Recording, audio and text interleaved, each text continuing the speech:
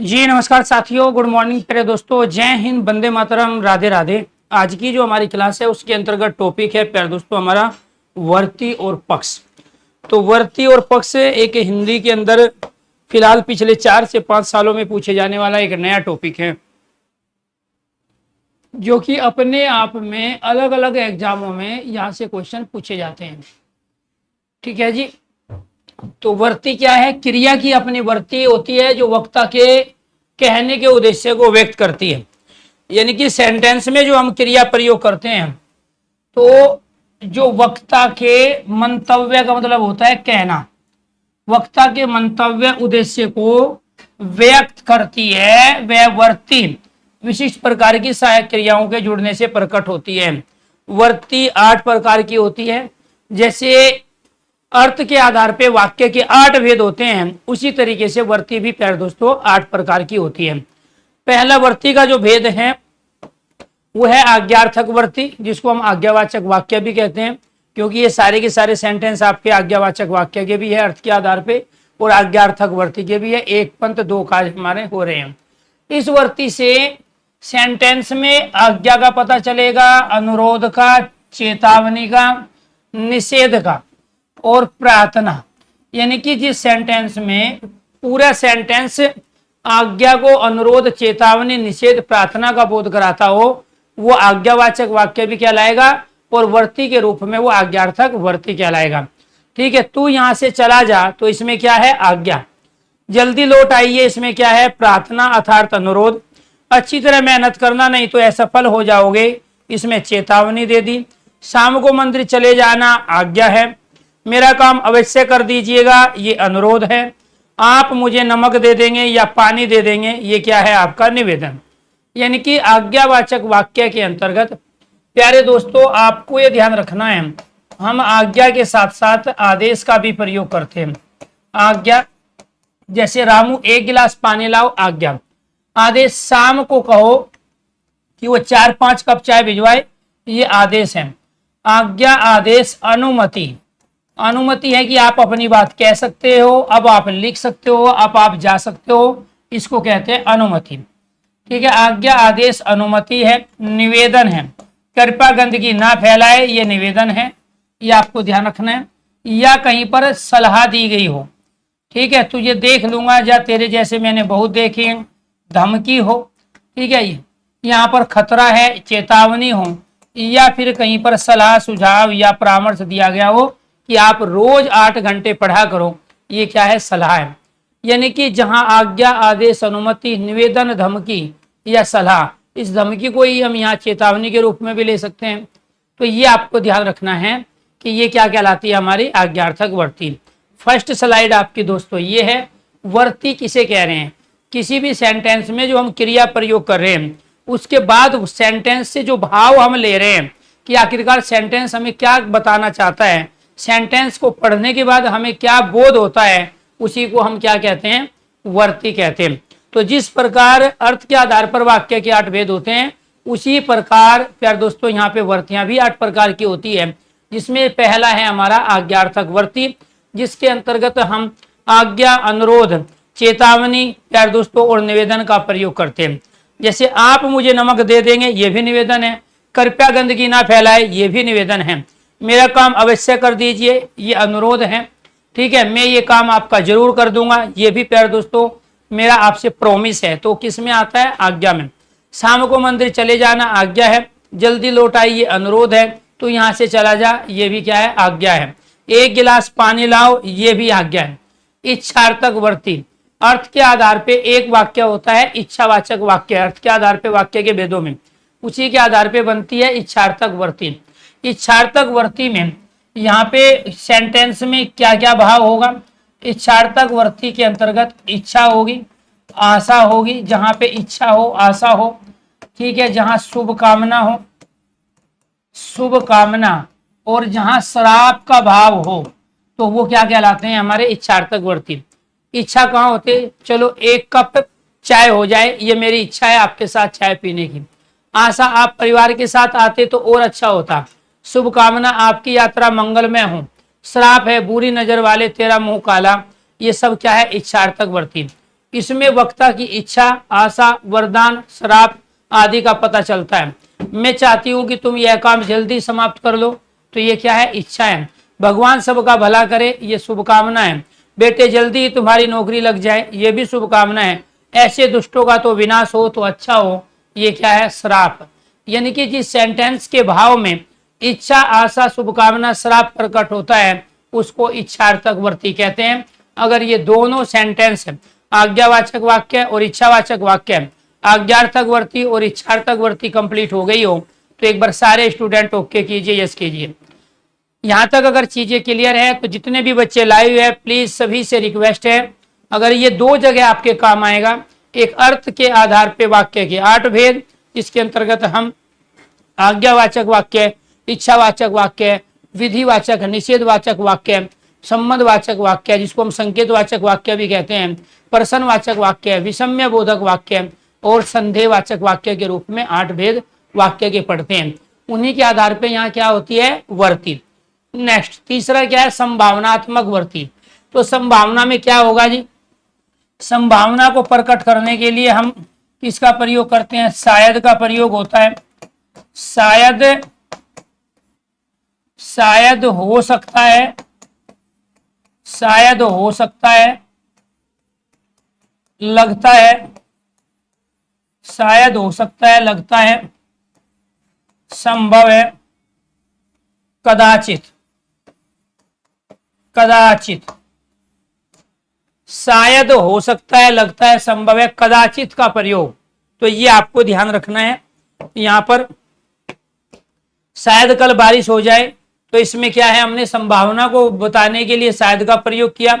शाम को बारिश हो सकती है, इसमें सकता, शक्ति, शक्ति क्रिया का प्रयोग कर लिया, ये भी संभावना को बता रहा है। हो सकता है, ये भी यहाँ पे संभावना को बता रहा है। हो सकता है गाड़ी न मिले, आप सफल हो सकते हैं, यहाँ पे हमने क्रिया का प्रयोग कर लिया। मेरा अंदाजा है, यहाँ पे अंदाजे का प्रयोग किया, जो किसको बता रहे हैं? यहाँ संभावना को। तो आपको ये ध्यान रखना है, जहां भी इनमें से किसी भी एक शब्द का हम प्रयोग करते हैं तो ये आपको ध्यान रखना है, मेरा अंदाजा। तो ये जो अंदाजा है ये क्या कहलाएगा? अंदाजा, कदाचित, संभव, लगता, हो सकता है, शायद, ये सब क्या है? संभावनात्मक वर्ती कहलाती है। तो शायद, शक्ति, हो सकता है, सकते हैं, अंदाजा, ये संभावनात्मक वर्ती, और इसी को कहते हैं हम प्यारे दोस्तों हम संदेहवाचक वाक्य। तो ये संभावनात्मक वर्ती के जो सेंटेंस हैं, अर्थ के आधार पे वाक्य का एक भेद होता है संदेहवाचक वाक्य। तो ये सब में संदेह है, क्योंकि अंदाजा, हो सकता है, शायद, सकता, शक्ति, सकते किसको बताएगा? संदेह अर्थात संभावना, पॉसिबिलिटी को। सामर्थ्य सूचक वर्ती, इसके अंतर्गत किसका प्रयोग करेंगे हम? सामर्थ्य का। इसमें सामर्थ्य, क्षमता, योग्यता को प्रकट करने के लिए जिस वर्ती का प्रयोग होता है वो सामर्थ्य सूचक वर्ती कहलाती है। तो ये आपको ध्यान रखना, ये क्या कहलाती है? सामर्थ्य सूचक वर्ती। ठीक है, वह मिठाई बना सकती है, तो ये क्या है? ये सामर्थ्य है। वह चल नहीं सकता, असामर्थ्य है। अब मरीज चल सकता है, ये भी क्या है? सामर्थ्य है। ठीक है, ये आपको ध्यान रखना है। वह मिठाई बना सकती है, वह चल नहीं सकता, अब मरीज चल सकता है, तो ये क्या है? सामर्थ्य, असामर्थ्य। क्लियर? तो यहां पर आपको ध्यान रखना है, सामर्थ्य किसको कह रहे हैं? कौशल को। यानी कि किसी के अंदर कोई कौशल है, स्किल है, हुनर है, जिसको हम कहते हैं, क्या कहते हैं हम? किसी के अंदर हुनर है। ठीक है जी, तो ये आपको ध्यान रखना है, किसी के अंदर हुनर है, कौशल, किसी कौशल है, हुनर है, तो ये क्या कहलाएंगे? सामर्थ्य। सामर्थ्य, क्षमता, योग्यता को प्रकट करने के लिए जिस वर्ती का प्रयोग होता है वह सामर्थ्य सूचक वर्ती कहलाती है। नेक्स्ट है सकना। सहायक क्रिया संभावनात्मक और सामर्थ्य सूचक दोनों वर्तियों में काम में आती है, इसलिए वाक्य के अर्थ को सतर्कता पूर्वक समझते हुए इन वर्तियों की पहचान हो सकती है। मरीज का कल ऑपरेशन हो सकता है, ये क्या कहलाया? संभावना। मरीज का कल ऑपरेशन हो सकता है, तो ये क्या है? आने वाले समय में कार्य के होने की संभावना। मरीज अब स्वयं चल सकता है, ये क्या है? सामर्थ्य। देखो दोनों में सकना सहायक क्रिया संभावनात्मक और सामर्थ्य सूचक दोनों वर्तियों में काम में आती है। तो सकता, शक्ति, सकते क्रिया का प्रयोग हम दो जगह करते हैं। कहाँ कहाँ पे? एक प्रयोग करते हैं हम संभावना को बताने के लिए, और दूसरा प्रयोग करते हैं हम सामर्थ्य को बताने के लिए। मरीज का कल ऑपरेशन हो सकता है, संभावना है। मरीज अब स्वयं चल सकता है, ये सामर्थ्य। कल दौड़ की प्रतियोगिता आयोजित होगी, ये संभावना है आने वाले समय में। सब कुछ ठीक ठाक रहा तो लड़की दौड़ जीत सकती है, ये संभावना हो गई। ठीक है, लड़की ठीक है, वह दौड़ सकती है, इसमें सामर्थ्य है। वह दौड़ सकती है तो ये सामर्थ्य है। ठीक है, तो सब कुछ ठीक ठाक रहा तो लड़की दौड़ जीत सकती है, इसमें जीतने की संभावना है। ठीक है, तो कल दौड़ की प्रतियोगिता आयोजित होगी, ये संभावना है। मरीज अब स्वयं चल सकता है, ये सामर्थ्य सूचक वर्ती है। यानी कि सकता, शक्ति, शक्ति क्रिया का प्रयोग हम दो प्रकार की वर्तियों में कर रहे हैं, एक संभावना में और एक सामर्थ्य में। सतर्कता पूर्वक हमें इन दोनों के कंडीशन को समझना है। बाध्यता सूचक वर्ती, इस वर्ती में किसी क्रिया या कार्य व्यापार के घटित होने में बाध्यता अर्थात मजबूरी का बोध होता है। तो यहाँ पे आपको ध्यान रखना है, इसमें क्या है, बाध्यता, मजबूरी अर्थात व्यवस्था। तो जहां व्यवस्था हो, ठीक है, जैसे बीमार होने पर दवा लेनी पड़ती है, ठीक है, तो वो क्या है, बाध्यता है, मजबूरी है। ठीक है, तो यहाँ पर क्या, मुझे अब तो घर जाना ही होगा, तो ये क्या है, घर जाना ही होगा, बाध्यता है, मजबूरी है। नौकरी के लिए दर दर भटकना पड़ता है, ये भी बाध्यता है। बीमारी में दवा जरूर लेनी पड़ती है, बाध्यता। यह काम तो करना ही है, ये भी बाध्यता, मजबूरी, व्यवस्था है। मुझे उनकी हर बात माननी पड़ती है, ये भी बाध्यता है। तो यानी कि बाध्यता अर्थात मजबूरी, जिसको हम व्यवस्था भी कहते हैं। जैसे गरीब की बीवी सब गांव की भोजाई अपने आप में लोकोक्ति है, तो वो उसकी गरीबी ही उसकी बाध्यता अर्थात व्यवस्था है, उसकी गरीबी ही उसकी बाध्यता अर्थात व्यवस्था है। तो ये आपको ध्यान, मुझे अब तो घर जाना ही होगा, तो ये किसके अंदर आएगा, बाध्यता सूचक वर्ती के अंतर्गत। नेक्स्ट, निश्चार्थक वर्ती, किसी भी कार्य के होने की निश्चितता का पता चलेगा कि वो क्रिया होगी या नहीं होगी। निश्चार्थक वर्ती में वक्ता की निश्चित भाव की मानसिक अभिव्यक्ति का पता चलता है, निश्चित भाव की मानसिक अभिव्यक्ति का पता चलता है। अब गाड़ी नहीं मिलेगी, तो अब गाड़ी नहीं मिलेगी, तो ये क्या है, इसमें निश्चित है, उसको पता है गाड़ी का समय है कि 12 बजे के बाद नहीं मिलती है। वह अब कभी मैच नहीं खेलेगा क्योंकि उसने संन्यास ले लिया, ये उसको इन्फॉर्मेशन होगी। लड़का अच्छा खिलाड़ी है, या तो खेलते हुए देखा होगा या सुना होगा। मेरे दादाजी बहुत मेहनती थे, तो ये दादाजी को मेहनत करते देखा है या फिर उन्होंने सुना है। तो कहने का मतलब ये हुआ कि जिस सेंटेंस से किसी भी वस्तु, पदार्थ या किसी कार्य की, क्रिया की निश्चितता का पता चलता है। ठीक है, जैसे अब गाड़ी नहीं मिलेगी, तो ये निश्चित है कि गाड़ी जाने का समय समाप्त हो गया। वह अब कभी मैच नहीं खेलेगा, उसने संन्यास ले लिया है। ठीक है, लड़का अच्छा खिलाड़ी है क्योंकि उसको खेलता हुआ देखा होगा। मेरे दादाजी बहुत मेहनती है। तो इन चारों सेंटेंस में हमें क्रिया से उसकी निश्चितता का पता चल रहा है, कार्य के होने या न होने की। प्रश्नार्थक वर्ती में क्या होगा, प्रश्नवाचक शब्द का प्रयोग करोगे। जब वक्ता के मन में जिज्ञासा हो तो उसको शांत करने के लिए वह प्रश्न करेगा, और जब प्रश्न करेगा तो उसमें से प्रश्नवाचक शब्द का भी प्रयोग करेगा। और जब प्रश्नवाचक शब्द प्रयोग होंगे तो सेंटेंस के अंत में प्रश्नवाचक चिन्ह भी प्रयुक्त होंगे। तो कितने, क्या और कब, ये क्या है, ये तीनों के तीनों प्रश्नवाचक शब्द। तो जिस सेंटेंस में प्रश्नवाचक शब्द का प्रयोग है और लास्ट में प्रश्नवाचक चिन्ह लगा है, तो वो प्रश्नवाचक वाक्य भी कहलाता है, और वो प्रश्नार्थक वर्ती के भी एग्जाम्पल होते हैं। तो यह दीवार कितने दिन में चुन ली जाएगी, तो ये कितने हमें बता रहे हैं कि ये प्रश्नवाचक वाक्य है। इस बार भी सर्दी पड़ेगी क्या, प्रश्नवाचक वाक्य। आपका जन्मदिन कब है, प्रश्नवाचक वाक्य। और जब वो वर्ती में पूछेगा तो आप कहोगे प्रश्नार्थक वर्ती। लास्ट वर्ती, संकेतार्थक वर्ती। संकेतार्थक वर्ती को ही हम संबंधवाचक वाक्य या संकेतवाचक वाक्य भी कहते हैं। इसी का ही दूसरा नाम क्या है, संबंधवाचक, संबंधवाचक वाक्य, संबंधवाचक वाक्य या संकेतार्थक वर्ती या संकेतवाचक वाक्य भी कहते हैं इसको। संकेतवाचक वाक्य भी हम इसी को कहते हैं। इसमें क्या होगा, सेंटेंस में दो क्रिया होगी, दोनों एक दूसरे पर डिपेंड होगी, निर्भर होगी, आश्रित होगी। एक पंथ पांच काम करोगे आप। कैसे? ये जो सेंटेंस है तीनों, ये संकेतार्थक वर्ती के भी है, यही सेंटेंस संबंधवाचक वाक्य के भी है, यही तीनों सेंटेंस मिश्र वाक्य, तीन हो गए, एक पंथ तीन काज।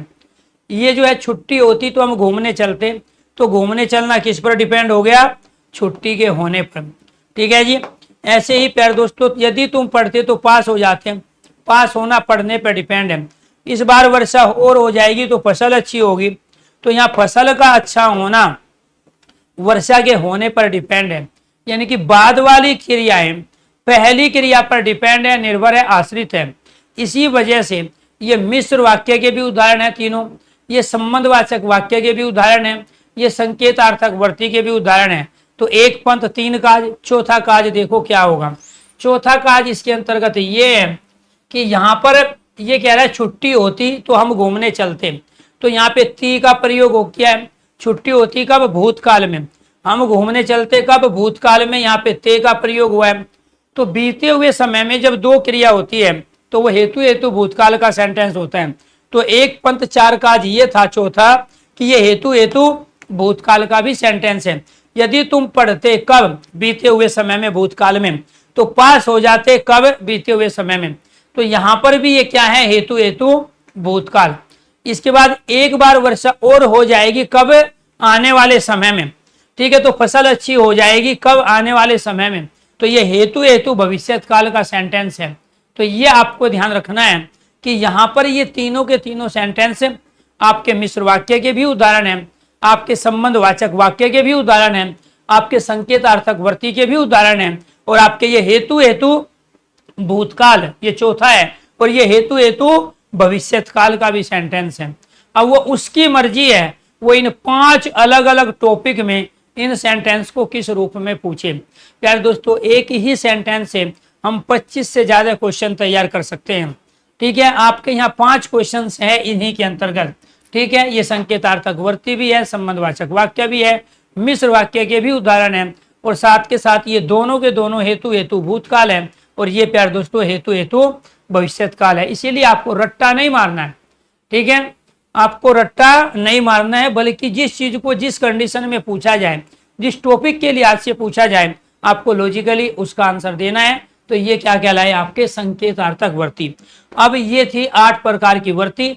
अब जो क्वेश्चंस अब तक पूछे गए हैं परीक्षाओं में, ठीक है, उनको आप अप्लाई करोगे, इस कॉन्सेप्ट को जो आपने क्लियर किया है, आपको इनके आंसर देने हैं। बारिश होगी तो हम भी पिकनिक पर चलेंगे, तो यहाँ पे पिकनिक पर जाना किस पर डिपेंड हो गया? बारिश पर डिपेंड हो गया। इसीलिए प्यारे दोस्तों, ये मिश्र वाक्य का भी उदाहरण है, संबंधवाचक वाक्य का भी उदाहरण है, संकेतार्थक वर्ती का भी उदाहरण है। ठीक है, तो ये क्या कहलाएगा यहाँ पर? Right answer B. सबको आंसर देना है। इसको आप ए मानो या एक मान लो, बात आपके ऊपर है। ए, इसको आप बी मानो, इसको आप सी मानो, और इसको आप डी मानो। ऐसे ही आपको मानना है। ए बे से दे ना करके आप इनको ए बी सी डी के रूप में मानोगे। तो ये संकेतार्थक वर्ती क्यों है? क्योंकि बाद वाली चीज पहले पर डिपेंड। तो इसीलिए आपको ध्यान रखना, दो क्रियाएं परस्पर निर्भर है, आश्रित है। किस वाक्य में क्रिया की इच्छार्थक वर्ती है? इच्छार्थक वर्ती कहाँ होगी? इच्छार्थक वर्ती वहां होगी जहां इच्छा हो, जहां आशा हो, जहां शुभकामना हो, जहां शुभकामना हो, और जहां श्राप या वरदान हो। इसमें यहाँ हम क्या प्रयोग कर सकते हैं? वरदान। तो जहां इनका भाव होगा वही क्या कहलाएगी? इच्छार्थक वर्ती। संभव है वह शाम तक लौट आएगा, तो संभव है तो क्या बताएगा? संभावनात्मक वर्ती को बताएगा। डाकिया चिट्ठी क्यों नहीं लाया, तो क्यों किसको बताएगा? प्रश्नार्थक वर्ती को बताएगा। ईश्वर सबका कल्याण करे, तो इसमें क्या है? शुभकामनाएं। ईश्वर सबका कल्याण करे, शुभकामनाएं, और यही अपने आप में यहाँ इच्छार्थक वर्ती है। ठीक है जी, राइट आंसर आपका सी। किस वाक्य में क्रिया की संभावनात्मक वर्ती का प्रयोग हुआ है? तो संभावना को बताने के लिए किसका प्रयोग करेंगे? लगता है, शायद, हो सकता है। तो लगता है इस बार अच्छी बरसात होगी, तो ये लगता है हमें बता रहा है। लगता है, शायद, संभव है, अंदाजा, कदाचित किसका प्रयोग करते हैं? संभावना को बताने के लिए। इसलिए राइट आंसर हो गया आपका यहाँ पर ए। संकेतार्थक वर्ती, दो क्रिया होगी, दोनों एक दूसरे पर डिपेंड होगी, निर्भर होगी, आश्रित होगी। कितना अच्छा हो कि सफल हो जाऊं, भारत ने मैच जीत लिया है, तो ये क्या है, इसने कौशल विकसित कर लिए हैं, हुनर। पहले खेती में बहुत मेहनत होती थी, पानी बरसेगा तो फसल अच्छी होगी। तो यहाँ फसल का अच्छा होना पानी के बरसने पर डिपेंड है, फसल का अच्छा होना पानी के बरसने पर डिपेंड है। इसीलिए राइट आंसर हो गया क्वेश्चन नंबर 4 का आपका यहाँ पे डी ऑप्शन।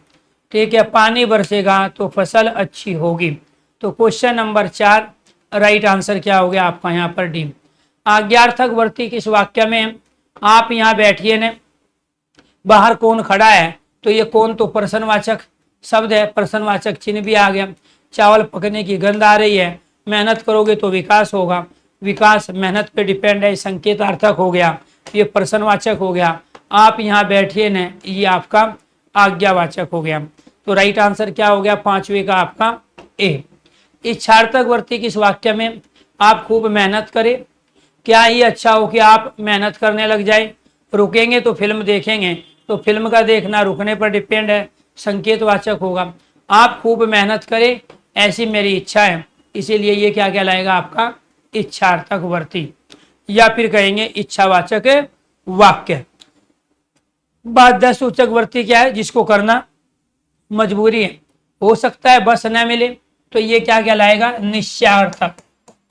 हो सकता है बस न मिले, ये क्या है निश्चयार्थक।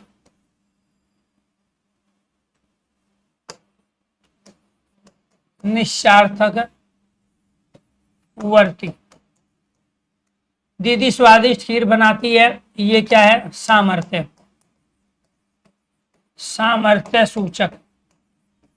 कौशल है सामर्थ्य सूचक वर्ती, स्किल हासिल कर लिया है, यह काम तो करना ही पड़ेगा बाध्यता।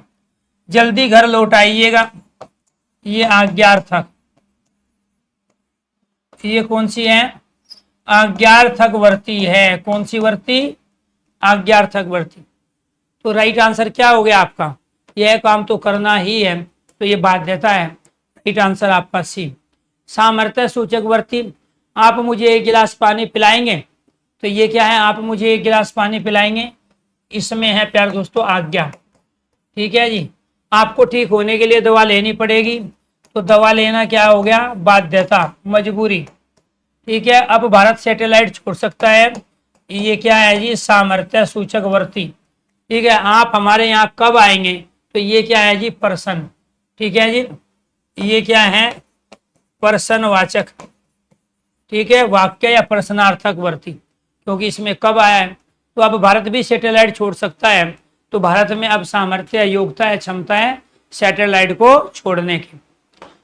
निश्चयार्थक वर्ती किस वाक्य में होते हैं, आप दौड़ेंगे तो जरूर जीतेंगे, अब बस नहीं मिलेगी, तो अब बस नहीं मिलेगी ये क्या है जी। ठीक है, निश्चयार्थक वर्ती है, क्योंकि उसको बस का समय पता है। तो राइट आंसर क्या हो गया आपका यहाँ पर बी। निम्नलिखित वाक्य में कौन सी वर्ती है, पानी बरसेगा तो फसल होगी, तो फसल का होना किस पर डिपेंड है, पानी के बरसने पर, इसीलिए क्या कहलाएगा संकेतार्थक वर्ती। तो राइट आंसर क्वेश्चन नंबर 10 का आपका हो गया यहाँ पर ए। क्रिया की कौन सी वर्ती सुमेलित नहीं है, अगर आप ये क्वेश्चंस का आंसर सही देते हो तो इसका मतलब है कि आपने वर्ती को अच्छी तरीके से समझ लिया है। आप मुझे पानी पिला दीजिए ना, ठीक है, ये कह रहा है कौन सी सही नहीं है, तो ये तो अपने आप में सही है, आज्ञा है, मेहनत करेंगे तो अवश्य सफल होंगे, संकेत है, बीमारी में दवा लेनी पड़ती है, तो ये बाध्यता है, तो इसको क्या बोलेंगे, इसको बोलेंगे बाध्यता सूचक। बाध्यता सूचक वर्ती है, ये निश्चय नहीं है। शाम को बारिश हो सकती है, ये संभावना है, क्योंकि ये शक्ति है हमें बता रहा है इसके अंदर संभावना, और बीमारी में दवा लेनी ही होती है, तो ये क्या कहेंगे बाध्यता, ये निश्चय नहीं है। इसलिए राइट आंसर क्वेश्चन नंबर 11 का प्यार दोस्तों आपका सी हो गया, जो सही तरीके से सुमेलित नहीं है। अब आ जाओ पक्ष। अब तक आपने क्या पढ़ा वर्ती, तो पक्ष के भेद, पक्ष के भेद होते हैं 7 और वर्ती के कितने होते हैं 8 भेद होते हैं। हर कार्य किसी, जैसे ये जो टॉपिक था वर्ती वाला किस पर डिपेंड था, अर्थ के आधार पर वाक्य के 8 भेदों पर। ये पक्ष किस पर डिपेंड है, जो वर्तमान भूत और भविष्यत काल के भेद हैं उन पर। हर कार्य किसी काल अवधि के बीच होता है, ध्यान से सुनना बात को। तो ये जो काल अवधि है, जो क्रिया के होने में जो समय लग रहा है, उसी को पक्ष कहते हैं। हर कार्य किसी काल अवधि के बीच होता है जो आरंभ से लेकर अंत तक फैला हुआ होता है। किसी में समय कम लगता है, किसी में ज्यादा। कोई क्रिया थोड़ी देर पहले समाप्त हुई है, किसी को समाप्त हुए बहुत देर हो चुकी है। इस अवधि में क्रिया के घटित होने के विभिन्न पहलुओं, प्रक्रियाओं को देखना पक्ष कहलाता है। कोई क्रिया कितने पहले हुई, अभी हुई, थोड़ी देर पहले हुई, या बहुत समय बीत चुका है, या क्रिया आने वाले समय में होगी, या क्रिया वर्तमान में अभी चल रही है, तो उसी विभिन्न पहलू प्रक्रियाओं को देखना पक्ष कहलाता है। दूसरे शब्दों में हम कह सकते हैं कि क्रिया के जिस रूप से क्रिया के होने की प्रक्रियागत अवस्था का बोध होता है, उसे क्रिया का पक्ष कहते हैं। क्रिया के जिस रूप से हमें ये पता चले कि क्रिया अभी हो रही है, हो चुकी है, या आने वाले समय में होगी। ठीक है, क्रिया समाप्त हो गई है तो कितनी देर पहले हुई है, बहुत देर हो गई है, थोड़ी देर हुई है, या क्रिया चल रही है, उसी को हम क्या कह रहे हैं, पक्ष। पक्ष के भेद कितने हैं, 7। एक होता है आरंभ द्योतक पक्ष। आरंभ द्योतक पक्ष हमारा वहां होगा जहां भी सेंटेंस में लगा,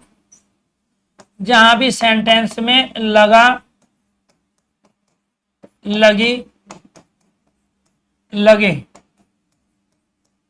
है, हो और हूं का प्रयोग करें, या फिर लगा, लगी, लगे, या था, थे, थी का प्रयोग हो। यानी कि सेंटेंस था, थे, थी है तो भूतकाल का होगा। अगर था, थे, थी है तो भूतकाल, था, थे, थी है तो क्या है जी, भूतकाल। और है, हो, हूं है तो क्या है, वर्तमान काल। क्लियर। यानी कि ये लगा, लगी, लगे हमें किसको बताएगा, आरंभ को बताएगा। ठीक है जी। बच्चा बोलने लगा, ठीक है, धूप निकलने लगी थी, लड़का पुस्तक पढ़ने लगा, मरीज चलने लगा है। तो ये लगा है, लगी थी, लगा है, हमें बता रहे हैं कि ये क्या है, आरंभ द्योतक पक्ष है। सात्यता का मतलब होता है निरंतरता। सात्यता किसे कहते हैं, निरंतरता। इसी निरंतरता को क्या कहते हैं, लगातार, कंटिन्यूअस। और जो ये कंटिन्यूअस रहेगा, इसमें क्या पता चलेगा हमें, इसमें पता चलेगा रहा, रही, रहे, या तो फिर वर्तमान का होगा, है, हो, हूं, या फिर वहां हम किसका प्रयोग करेंगे, हम प्रयोग करेंगे इसका, रहा, रही, रहे। और ये क्या है, था, थे और थी। क्लियर। ये आपको ध्यान रखना है। इसमें क्या है जी, सात्यता बोधक पक्ष क्रिया के निरंतर रूप से चलते रहने का संकेत मिलता है। यह निरंतरता चाहे वर्तमान काल में हो या फिर भूतकाल में या भविष्यत काल में। तो ये क्या कहलाएगा जी, क्रिया के निरंतर रूप से चलते रहने का संकेत मिलता है। ठीक है। तो निरंतरता चाहे वर्तमान में हो, भूत में हो या फिर भविष्य में। अब यहाँ पे क्या है, रहा है, इसी से पहचानेंगे। ये जो रहा है, रहा होगा, रही थी, रहे हैं, रहे थे और रही है। ठीक है। तो रहा, रही, रहे किसको बताते हैं, कंटिन्यूअस, लगातार को बताते हैं। ठीक है। तो जहाँ पे क्रिया भी चल रही हो ना, तो कंप्लीट हुई हो, तो लड़का पुस्तक पढ़ रहा है, वो वर्तमान, भूत, भविष्य कुछ भी हो सकती है। लड़का कल भी इसी तरह पुस्तक पढ़ रहा होगा, वहां वर्षा हो रही है। हमें क्रिया से पहचान होती है इनकी, वर्ती की भी और पक्ष की भी। लड़के अच्छा खेल रहे हैं, शिक्षक कक्षा में पढ़ा रहे थे, लड़की लिख रही है।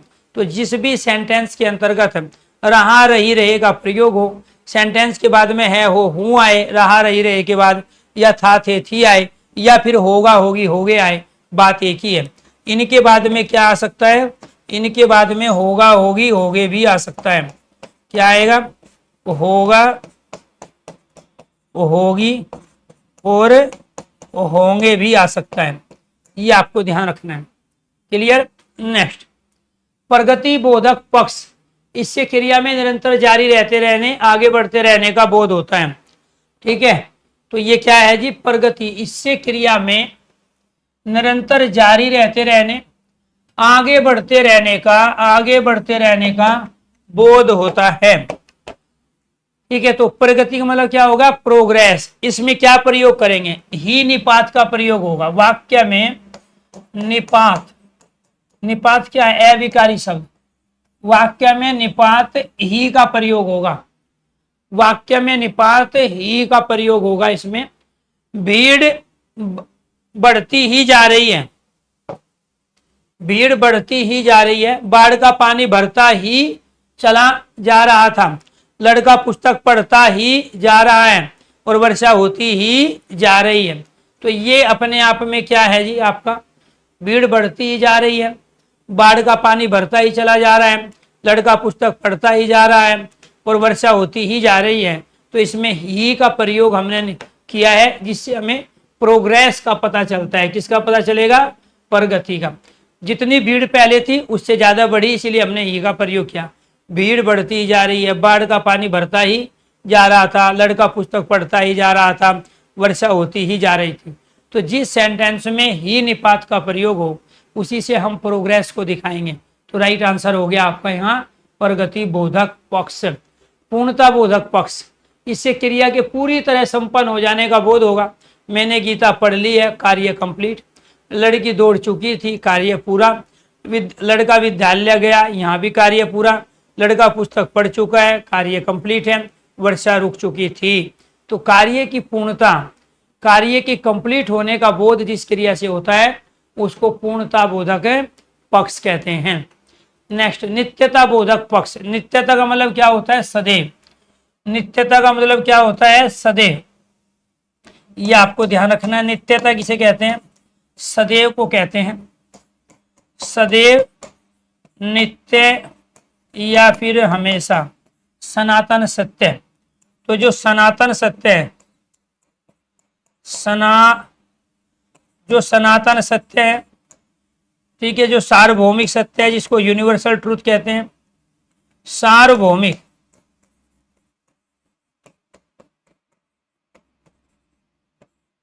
सार्वभौमिक सत्य, सनातन सत्य है, सार्वभौमिक सत्य जो, ठीक है जी।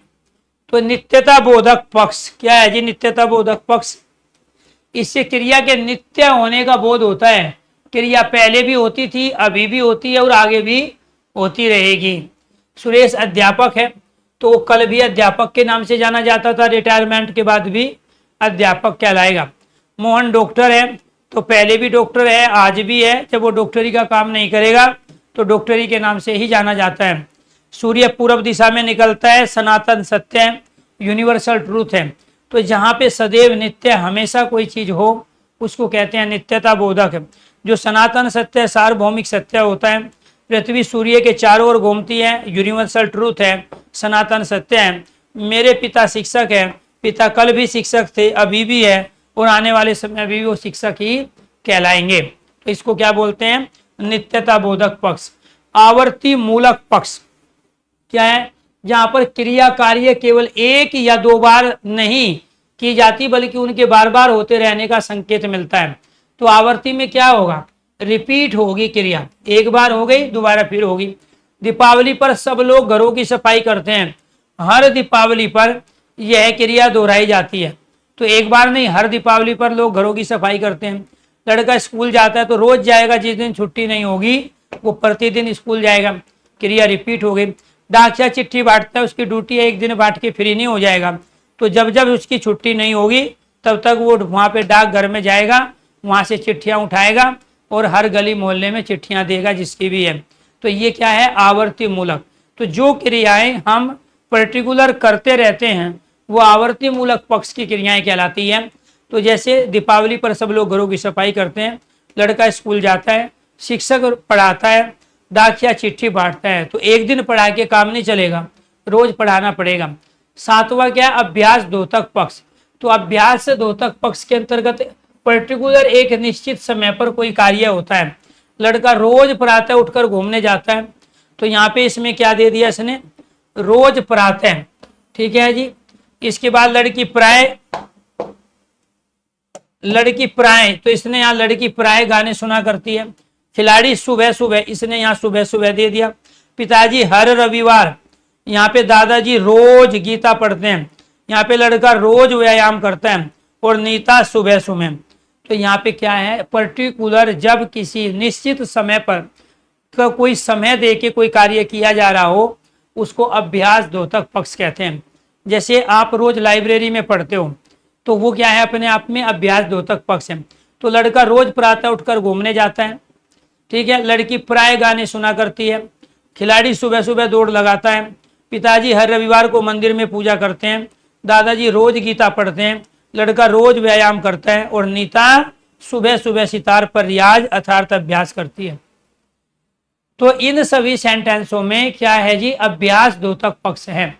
तो दोनों में अंतर क्या है, इसमें एक क्रिया रिपीट हो रही थी, ठीक है, वो रोज करनी पड़ रही है। और इसमें क्या है, एक निश्चित समय पर वो क्रिया रिपीट होती थी। तो ये क्या है जी, अभ्यास द्योतक पक्ष। अब इसके सेंटेंस बताओ जी आप, किस विकल्प में क्रिया के पूर्णता बोधक पक्ष का प्रयोग हुआ है। अब बरसात रुक गई है, तो कार्य हो गया जी पूरा। और जब कार्य पूरा हो गया, तो इसका मतलब ये हुआ कि यही क्या है, पूर्णता बोधक पक्ष। अब बरसात रुक गई है, कार्य की पूर्णता, ठीक है, तो जो बरसात हो रही थी वो कंप्लीट हो गई, इसलिए राइट आंसर एम। किस वाक्य में क्रिया का सात्यता बोधक, तो सात्यता बोधक पक्ष किसे कह रहे हैं, जहां कंटिन्यूअस निरंतरता पाई जाए। निरंतरता, निरंतरता का मतलब लगातार, लगातार को किससे बताएंगे, रहा रही रहे। तो इसमें कहाँ है, रहा है, रही है, रहे हैं, ये रहा।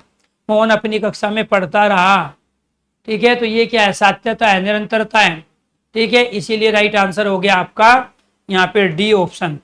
निम्नलिखित में से आवर्ती मूलक पक्ष रोज कार्य हो। नरेश दौड़ चुका है, तो चुका है तो पूर्णता बोधक है, कार्य पूरा हो गया। भारत के दक्षिण में हिंद महासागर है, डाकिया चिट्ठी बांटता है, तो डाकिया चिट्ठी बांटता है तो एक दिन तो नहीं बांटेगा, रोज बांटनी पड़ेगी, इसलिए यही आवर्ती मूलक है। चिड़िया चहक रही है, ये सात्यता है। इसमें रहा रही रहे आ गया, तो वो चिड़िया चहक रही, सात्यता, कंटिन्यूअस, निरंतरता। राइट आंसर हो गया आपका यहाँ सी।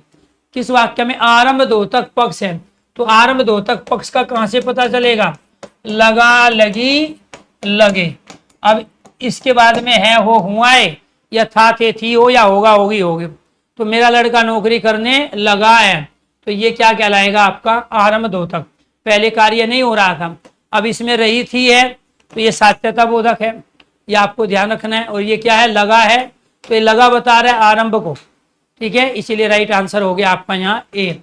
सात्यता बोधक है तो क्या आएगा, रहा रही रहे, तो कहाँ है, ये रहा। बच्चे खेल रहे हैं, तो ये रहे सात्यता मतलब निरंतरता, कंटिन्यू। और कंटिन्यू को बताने के लिए हमें रहा रही रहे का प्रयोग करना पड़ेगा, ठीक है, जिसको हम अपूर्ण वर्तमान काल या अपूर्ण भूतकाल भी कहते हैं। तो अपूर्ण वर्तमान काल में हम किसका प्रयोग करते हैं, रहा है, रही है, रहे हैं। अपूर्ण भूतकाल में रहा था, रही थी, रहे थे। तो ये रहे हमें किसको बताता है, निरंतरता को बताता है, इसलिए राइट आंसर हो गया आपका भी। प्रगति बोधक, तो प्रगति कहाँ होगी, जहां पे ही का प्रयोग करेंगे। बांध में पानी बढ़ता ही जा रहा है, तो ये क्या है, अब लड़का बोलने लगा, तो लगा है तो आरंभ द्योतक पक्ष है। बांध में पानी बढ़ता ही जा रहा है, तो ये क्या कहलाएगा, ही का प्रयोग किया, प्रोग्रेस को बता रहा है, प्रगति बोधक। नीतू सुबह सुबह संगीत पर रियाज करती है, तो ये क्या कहलाया, अभ्यास द्योतक पक्ष है, ठीक है, ये क्या कहलाया, अभ्यास द्योतक पक्ष। क्लियर। अर्पित डॉक्टर है, वो अभी भी है, आगे भी रहेगा, रिटायरमेंट के बाद भी डॉक्टर कहलाएगा। तो ये क्या है, नित्यता। ये क्या हो गया जी आपका, ये हो गया नित्यता।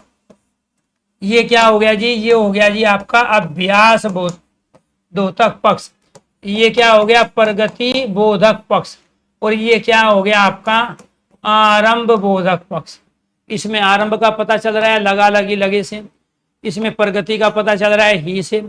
इसमें पर्टिकुलर समय पे एक कार्य हो रहा है, तो ये अभ्यास द्योतक पक्ष है। इसमें डॉक्टर अर्पित, ये अर्पित डॉक्टर है, नित्यता, ठीक है, वो एक दिन नहीं रहेगा, हमेशा रहेगा। आरंभ द्योतक पक्ष क्या है जी, लगा है, लगी है, तो आरंभ किसको बताएगा, आरंभ बताएगा लगा, लगी, लगे को। राइट आंसर हो गया आपका यहाँ पर 7वें का भी। वर्षा होती ही जा रही है, ही आ गया, प्रगति बोधक हो जाएगा, ये आपको ध्यान रखना है। इसके बाद चिड़िया चहक रही है, तो यहाँ ये रही है हमें किसको बताएगा, सात्यता को बताएगा। किसको बताएगा, सात्यता को। ये रही सात्यता है वर्तमान, तो ये अपूर्ण वर्तमान का सेंटेंस भी हो गया और किसका हो गया, सात्यता बोधक का भी हो गया। इसलिए 8वें का बयान नहीं हुआ। पूर्णता बोधक तो कार्य पूरा हो गया वो होगा ना, कार्य पूरा थोड़ा ही है, रहा रही रहे तो निरंतरता को बताता है, कंटिन्यूअस को बताया ना। विनय ने क्वेश्चन गलत किया है, तो राइट आंसर हो गया आपका यहाँ पर ए। क्रिया के पक्ष की दृष्टि से कौन सुमेलित सही है, जो सही है वो बताना है। मरीज अब तो बोलने लगा है, तो लगा है किस में जाएगा जी, लगा है जाएगा आपका आरंभ द्योतक पक्ष में, ठीक है, तो ये तो गलत हो गया। घोड़ा तो दौड़ता ही जा रहा है, तो यहाँ पे ही का प्रयोग हो गया, तो जब ये ही का प्रयोग हो गया तो ये कहलाएगा प्रगति बोधक, प्रगति बोधक पक्ष। और ये क्या कहलाएगा, ये कहलाएगा जी आपका आरंभ, आरंभ बोधक, आरंभ बोधक। बोधक मतलब ज्ञान कराने वाला, समझ कराने वाला। नवीना सो चुकी है, तो सो चुकी है, तो इसका मतलब क्या हो गया, पूर्णता, पूर्णता बोधक पक्ष। तो ये तीनों गलत हैं, तो बच क्या गया, विद्यार्थी स्कूल जाता है, वो आज भी जाएगा, कल भी जाएगा, जिस दिन उसकी छुट्टी नहीं होगी वो रोज जाएगा, इसलिए इसको आवर्ती मूलक बोलेंगे। तो इसमें से यही सुमेलित था, बाकी सारे क्या थे, गलत थे। तो ये था जी आपका प्यारे दोस्तों यहाँ पे वर्ती और पक्ष वाला टॉपिक, जो कि कंप्लीट हो गया है। सभी साथियों को नमस्कार, धन्यवाद। अगर आपको ये चीज़ें समझ में आ गई हो तो एक बार सारे स्टूडेंट ओके कीजिए, यस कीजिए। मैंने एक ऐसा ग्रुप कंप्लीट किया जिसके अंदर ये सारे टॉपिक हम सीक्वेंस में पढ़ते हैं। मैंने आपको पहले कारक पढ़ाए, फिर समास कराया, इसके बाद में प्यारे दोस्तों विराम चिन्ह कराया, इसके बाद में फिर आपको लिंग और वचन कराया, और आज वर्ती और पक्ष कराए। तो मंडे को जो क्लास होगी उसमें नया ग्रुप लेंगे, नए ग्रुप के नए टॉपिक लेंगे।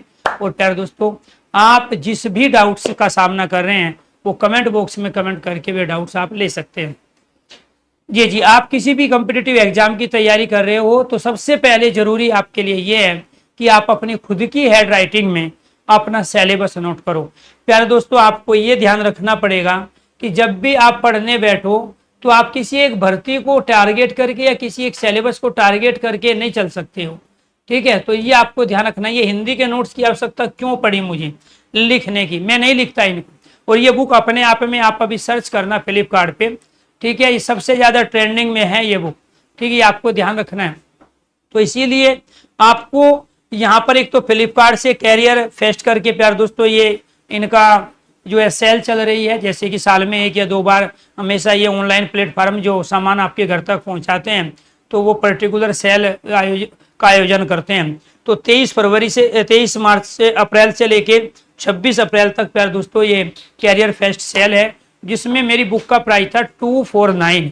अब इसका जो प्राइस है वो 170 हो गया, कल 175 था, उन्होंने और डिस्काउंट कर दिया 170 रुपया में ये हिंदी के क्लास नोट्स के आप ले सकते हैं, ठीक है। ट्रेंडिंग में ये अपने आप में बुक है, सबसे ज्यादा सेल होने वाली प्यार दोस्तों बुकों में ये पिछले 4 से 5 दिन प्यार दोस्तों कंटिन्यू है, और उम्मीद करता हूँ आने वाले 15 से 20 दिन तक सबसे ज्यादा सेल होने वाली बुक में से ये रहेगी। तो इसीलिए बम्पर सेल इसकी हुई है, भारी छूट आपको दी गई है, और 26 तारीख के बाद में इसका प्राइस फिर वही 200 प्लस हो जाएगा। पहले बहुत सारे बच्चों ने 210 में ली थी, ये हमारे हाथ में नहीं होता, ये फ्लिपकार्ट है, अमेजोन है, ये इनके हाथ में होता है डिस्काउंट देना। तो आपको ये ध्यान रखना है जिस बुक का प्राइस 249 है वो बुक आपको 170 रुपया से भी कम में घर पे मिल रही है।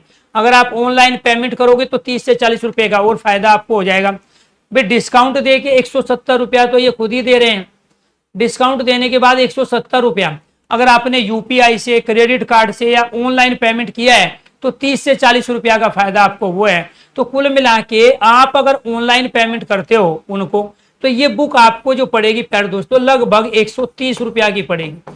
और 26 की तारीख के बाद जो 26 अप्रैल के बाद में ये बुक पड़ेगी आपको 210 रुपया में।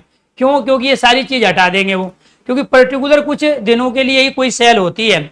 तो 23 से लेके 26 के बीच में जो आप बुक कर रहे हो इसको, तो ऑनलाइन पेमेंट कर रहे हो, तो प्यारे दोस्तों आप 130 रुपया में इस बुक को लोगे। लेकिन आपके पास वो चीज नहीं है जो क्रेडिट कार्ड का ये ऑफर देते हैं, यूपीआई का ये ऑफर देते हैं, वो नहीं है, तो फिर आपको 170 में। तो कोशिश करो आप इसको 130 रुपया में लो, ठीक है। आपके घर पर ये आसानी से पहुंच जाएगी बुक।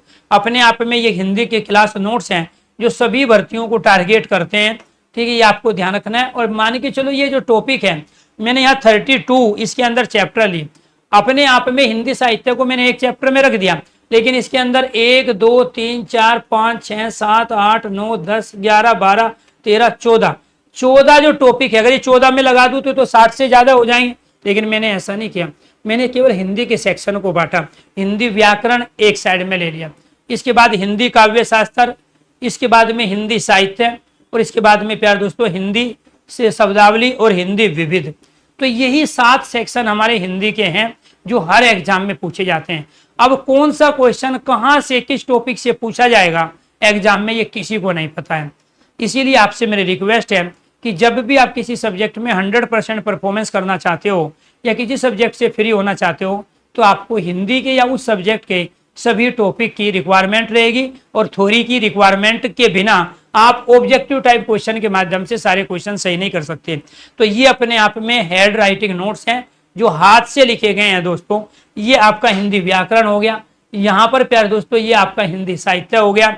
हर तरह के कॉम्पिटिटिव एग्जाम के अंतर्गत जो भी हिंदी पूछी जाती है वो सारी हिंदी में सारे टॉपिक, सब टॉपिक इसके अंदर। मैं तो दावा करता हूँ 7 टॉपिक वो है जो मार्केट की किसी बुक में नहीं है, और 130 रुपया से सस्ती कोई बुक नहीं मिलेगी आपको।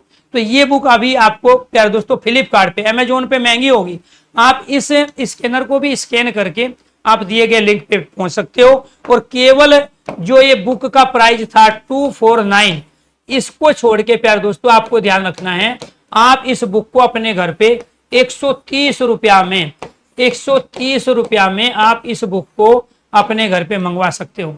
तो इसीलिए 130 रुपया में फोटोकॉपी भी कराने चलोगे ना, तो इसकी आधे की फोटोकॉपी हो पाएगी, मुश्किल से इसके 50-100 पेज की, ठीक है। तो अपने आप में 250 पेज के क्लास नोट्स हैं जो आपको फोटोकॉपी से भी सस्ते, फोटोकॉपी से भी सस्ते 130 रुपया में आपको ये बुक मिल रही है। और बम्पर सेल की वजह से ये बुक सबसे ज्यादा बिकने वाली बुकों में से है फिलहाल, क्योंकि बच्चों ने जो इसका फीडबैक फ्लिपकार्ट को दिया है या हमें दिया है वो लाजवाब है। और आपसे भी उम्मीद करूंगा कि आप 2 तरीके से इस बुक को परचेज कर सकते हैं। एक तो जो फ्लिपकार्ट जो एप्लीकेशन है अगर आपके फोन में, वहां पे जाइए, Hindi book by Arun sir डालिए या Arun sir Hindi class notes डालिए, अपने आप लिंक आपके सामने आ जाएगा।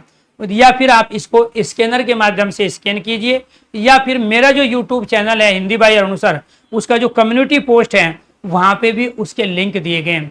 तो आपको केवल फ्लिपकार्ट से ही इसको परचेज करना है, क्योंकि अमेजोन वाले पर दोस्तों अभी इतना बड़ा डिस्काउंट नहीं दे रहे हैं जो फ्लिपकार्ट दे रहा है। तो फ्लिपकार्ट से अगर आप इसको परचेज करते हो, क्योंकि एक ऐसी बुक जो लाइफ टाइम आपके पास रहेगी, जिससे आपको ना तो कभी नोट्स बनाने पड़ेंगे, ना दोबारा से क्लास को बैक में जाके सुनने की आवश्यकता, क्योंकि जो चीज मैं लिखता हूँ, जो चीज मैं बोलता हूँ, वो सारी की सारी सीक्वेंस में खुद हाथ से लिख के प्यार दोस्तों मैंने इसी के अंतर्गत रख दिया। आउट ऑफ स्टॉक प्यार दोस्तों इसी वजह से है क्योंकि बड़ी संख्या में बच्चों ने इसकी बुकिंग की है, लेकिन जो डेट आपको वहां दिखाई जा रही है उस डेट में ये बुक आपके पास पहुंच जाएगी। इसलिए सभी से मेरा निवेदन है, 130 रुपया कोई बड़ी बात नहीं होती, लेकिन आप 130 रुपया में अगर किसी बुक की फोटोकॉपी भी करोगे तो प्यार दोस्तों 130 रुपया में नहीं होगी। तो फोटोकॉपी से भी सस्ते आपके ये क्लास नोट्स हैं, और उम्मीद करता हूँ यहाँ पे मेरे बारे में और इस किताब की खूबी के बारे में सब कुछ इसमें लिखा हुआ है। ये बैक पेज है, आप मेरे सोशल मीडिया प्लेटफॉर्म से भी जुड़ सकते हैं। इस स्कैनर को स्कैन करके आपको यहाँ पे ये प्राइस भी दिखाई दे रहा होगा, 249 है। ऑफलाइन जाओगे 200 रुपया से नीचे ये मिलेगी नहीं मार्केट में बुक, लेकिन ऑनलाइन में आपको फायदा है क्योंकि ऑनलाइन में आपको 130 रुपया में बुक आपके घर पर पहुंच रही है। धन्यवाद।